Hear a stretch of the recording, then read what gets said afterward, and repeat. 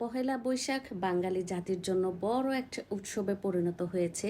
আর ঈদের মতোই এই উৎসবটা, আর যেহেতু ঈদের পরপরই হয়েছে তার মানে এই উৎসবটা আরো দ্বিগুণ বেড়ে গেছে। সব বয়সের মানুষই এই উৎসবে অংশগ্রহণ করে উৎসব মুখর পরিবেশের সৃষ্টি করে। আর যদি বাচ্চা কাচ্চা থাকে তাহলে তো কোনো কথাই নাই, বাচ্চারা অনেক মজা পায় এইসব উৎসবে অংশগ্রহণ করলে। আর সেখানে যদি আরো ছোট বাচ্চা থাকে তাহলে বাচ্চাদের মধ্যে একটা বন্ধুত্বপূর্ণ সম্পর্ক হয়, একজন আরেকজনের সাথে কথা বলা, খেলাধুলা করতে শুরু করে। এতে করে তাদের মধ্যে একটা ভালো সম্পর্ক গড়ে ওঠার প্রবণতা দেখা দেয়। সেই দিন আমরা মেলার মাঠ থেকে বের হয়ে সোজা শিমুলতলি মল্লিক ফুড কোর্টে চলে গিয়েছিলাম। সেখান থেকে খাবারের অর্ডার দিয়ে আমরা চলে যাচ্ছিলাম সামনের দিকে। আর আমাদের এই যে ছোট নায়ক সাহেব, সে কোন দিকে যাবে বুঝতে পারেনি। যখন আমি বললাম দাদার কাছে যাও, তখনই সে দাদার দোকানের দিকে দিয়ে ছুট এমনভাবে চলে গেছে, মানে কি বলবো, এক দৌড়ে সে দোকানের ভিতরে চলে গেছে। আসসালামু আলাইকুম, আশা করি সবাই ভালো আছেন। আলহামদুলিল্লাহ, আমিও আপনাদের দোয়ায় ভালো আছি। আমরা দোকানে বসে অপেক্ষা করছিলাম, এর মধ্যে আমাদের খাবারটা চলে আসছে আর আমরা বসে বসে ফুচকা খাচ্ছিলাম। আমাদের এই যে ছোট নায়ক সাহেব, সে এত মজা করে ফুচকা খাচ্ছিল। ফুচকার সেই উপরের যে মচমচা অংশটা সেটা দিয়েছিলাম, সে খুব ভালো করে খাচ্ছে আর এই যে হাত নাড়িয়ে নাড়িয়ে বলছে খুব মজা হয়েছে।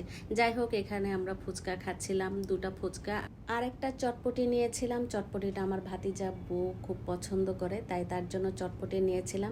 এর মধ্যে বিপত্তি ঘটে গেছে। আমরা সব সময় শিমুলতলি যে যার দোকানের চা খেতাম, সে চা এখন নাই। চা আলা নাই বললে তো হবে না, এখন তো আমাদের চা খেতেই হবে। তাই শিমুলতলি থেকে আমরা সোজা চলে যাচ্ছিলাম ফাউকালের দিকে। গাজীপুরের ফাউকাল জায়গাটা কিন্তু বেশ ভাইরাল। আর এখানে যাওয়ার আগে আমরা ওই যে ট্রেনের সিগন্যালে আটকা পড়েছি। যথাসময়ে ট্রেন চলে গেলে আমরা চলে আসলাম ফাউকাল বটতলা। যাই হোক, আমরা ফাউকাল বটতলায় এসে দেখি জমজমাট অবস্থা। এমন হয় সন্ধ্যার সময় ফাউকাল এখানে গেলে আপনি বসারও জায়গা পাবেন না, এমন একটা পরিস্থিতি হয়। আর এখানে বাচ্চা গেলে তো খুবই মজা পায়। বাচ্চাদের জন্য বেশ খেলাধুলার একটা ব্যবস্থা আছে। এই যে আমাদের নায়ক সাহেব, সে কিন্তু যেই এখানে বসে খেলাধুলা শুরু করে দিয়েছে, সব বাচ্চারা খুব মজা করছিল। তারপর তাকে কিছুক্ষণ খেলাধুলা করানোর পর আমরা চলে গেলাম চায়ের অর্ডার দিতে। আর চায়ের অর্ডার দিয়ে তো বসে থাকতে হবে। এইদিকে সে বেলুন বাহিরে ফেলে দিয়ে অসহায়ের মতো তাকিয়ে আছে। যাই হোক, তার মা বেলুনটা নিয়ে আসলো আর আমরা চায়ের জন্য বসে অপেক্ষা করছি।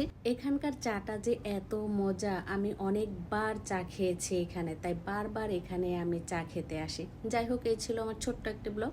নেক্সট ব্লগ দেখার আমন্ত্রণ জানিয়ে আজকের মতো আপনাদের কাছ থেকে বিদায় নিচ্ছি। সবাই ভালো থাকবেন, সুস্থ থাকবেন। আর ভিডিওটি ভালো লেগে থাকলে লাইক, কমেন্ট, শেয়ার করে পাশে থাকবেন। সবাইকে ধন্যবাদ।